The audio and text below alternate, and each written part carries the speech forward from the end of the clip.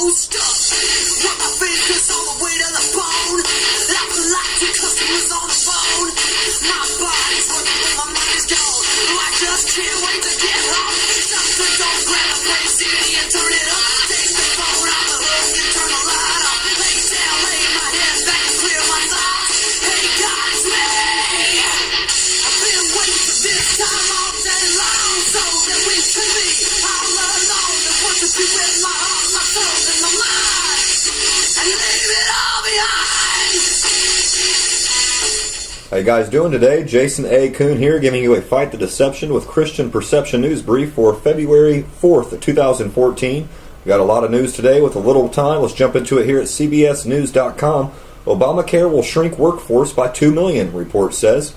Given the new incentives offered by the Affordable Care Act, people will choose to work less in the coming years. Non-bipartisan budget analysis say shrinking the workforce by the equivalent of 2 million full-time workers by 2017 and 2.5 million by 2024.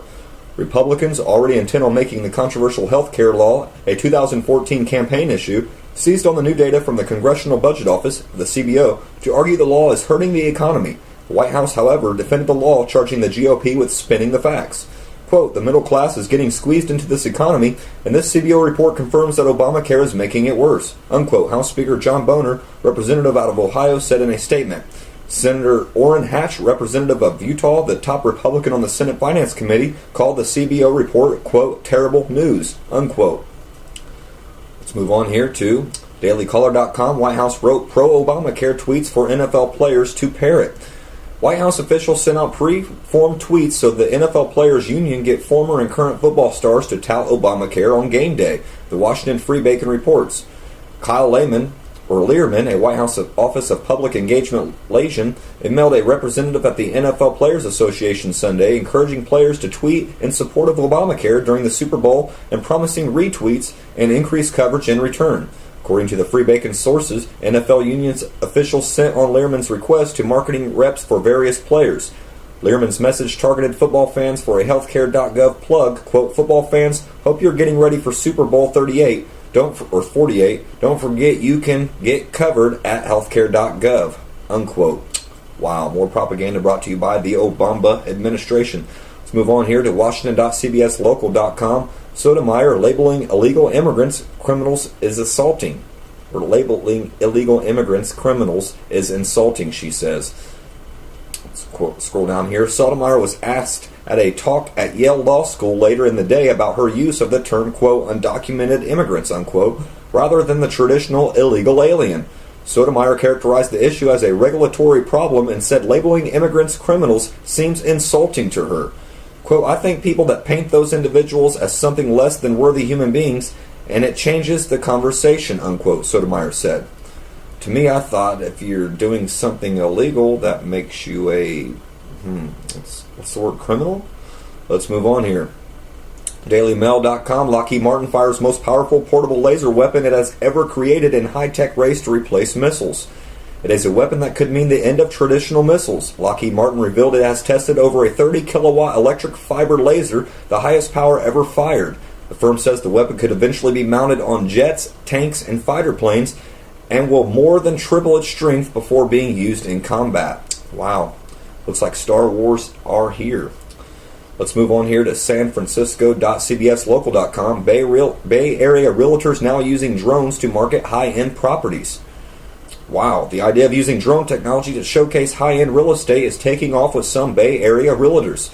On Monday, a house in the East Bay town of Alamo was being prepared to go on the market for nearly $1.5 million.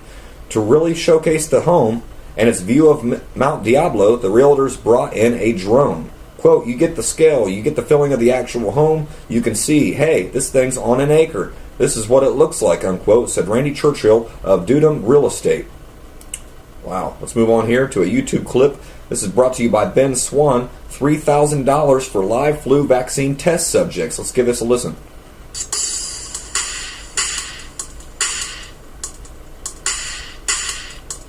Government scientists are looking for volunteers to test out a new strain of flu vaccine, and they're offering a lot of money to do so. I'm Ben Swan with your Truth in Media moment. Thanks for watching. Government scientists, they are conducting research on flu vaccines. These scientists say they will pay volunteers $3,000 to be injected with the flu and spend 9 days quarantined inside of a special isolation ward hospital in Maryland. Seems a little bit excessive for the flu, doesn't it? Well, according to the Associated Press, the doctors at the National Institutes of Health will be spraying millions of microscopic particles of flu virus up each nostril of the test subjects. The dose is intended to cause mild to moderate symptoms. So the reason for the quarantine and that big check isn't because of what's being given per se, it's how it's being given. Scientists will administer the flu by squirting the live virus straight up the noses of the test subjects. It may sound bizarre, but the rare type of research aims to show how the body fights off the flu. Scientists say they hope to use the research to improve flu vaccines. So the question for you, would you be willing, even for $3,000, to take part where the flu virus is squirted straight up your nose? Let me know down in the comments section below. You can also let me know at benswan.com. There you go, folks. Would you take that offer, $3,000 to get the flu vaccine straight up your nose and then quarantine for 9 days? I don't think so. It'd pay me a lot more than that. Not even $1 million. Let's move on to NewYorkDailyNews.com. New York City public school kids getting new Muslim Lunar New Year holidays. Wow, New York City is moving to close school for 2 Muslim holidays and the Lunar New Year, but Mayor de Blasio isn't so sure about the Hindu festival, Diwali. Appearing on WNYC's Brian Layer show on Monday, the mayor said he hadn't taken a position on whether Diwali, the festival of lights celebrated in India and other South Asian countries, should be a day off from school. But he said he'd move forward with the closings of schools for Lunar New Year and Eid al-Fitr and Eid al-Adha, Muslim holy days. Quote, "It is complicated in terms of logistics and school calendar and budget, but it's something I want to get done in a responsible time frame," unquote, he said. Let's move on here to Infowars.com, an article written by Adon Salazar, Colorado high school to students, no celebration honoring America. Wow, seems kind of hypocritical, don't you think? A high school in Colorado denied students' request to organize a day in honor of the United States. Students attending the school recently revealed. Students at Fort Collins High School wanted to dedicate one day out of the school's Winter Spirit Week to celebrating American patriotism. Students declared, quote, "America Monday," unquote, could be a day where people could band together and dress in the colors of the American flag. School administrators, however, thought the event would be far too exclusive and nixed the proposal. Quote, "They said they didn't want to offend anyone from other countries or immigrants," unquote, one 16-year-old student council member told Fox News' Todd Starnes. Quote, "They really just did not want to make anyone feel uncomfortable," unquote. Let's move on here to English.kyonews.jp. Government seeks approval for dumping Fukushima plant groundwater into sea. The government on Monday sought approval of a nationwide fisheries federation to dump groundwater at the crippled Fukushima Daiichi nuclear complex into the sea on condition that the water's contamination level is far below the legal limit. Now what they'll do is they'll just up that legal limit. During the talks with the head of the National Federation of Fisheries Company Operative Associations, Ministry officials explained they plan to set strict operational procedures for the pump system to allay the concerns of fishermen who think the move could deal a blow to their business. Groundwater will be pumped out before it gets mixed with highly radioactive water accumulating at the basement of reactor buildings and will be directed to the adjacent Pacific Ocean.